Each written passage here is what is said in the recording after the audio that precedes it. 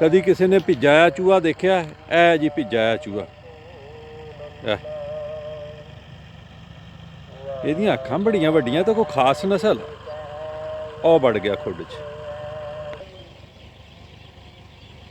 ਉਹ जा रहा, अजान हो रही है।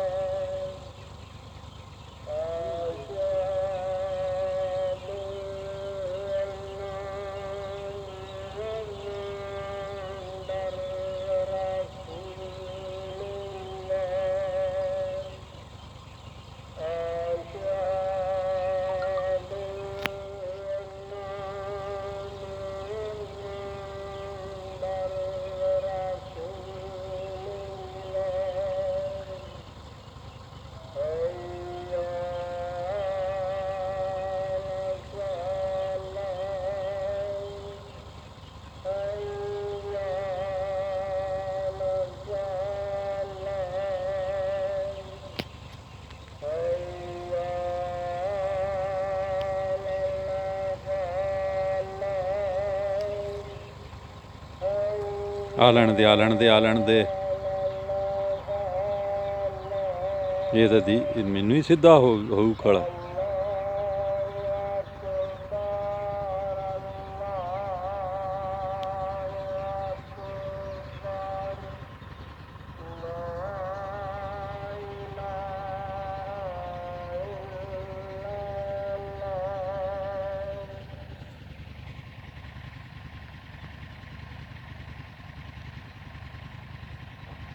रब का निज़ाम है जी।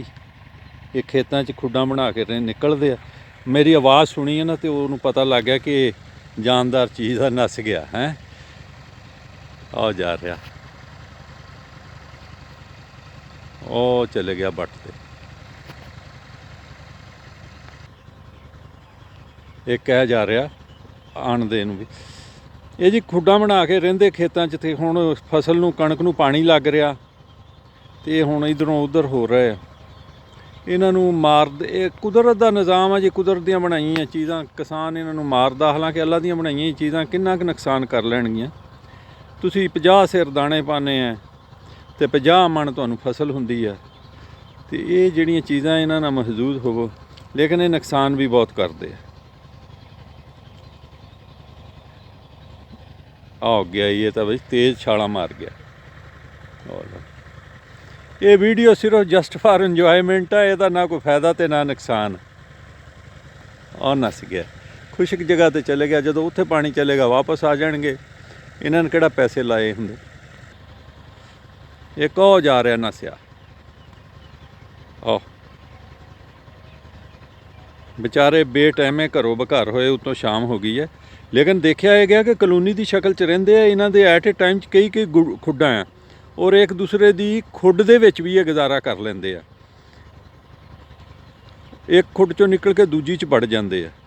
और इन्हों समझ का डायरैक्शन का बड़ा पता और पराक बहुत आला है। और शायद कैमरे च नज़र आता भी, वो चले गया हुण दूसरे क्यारे च।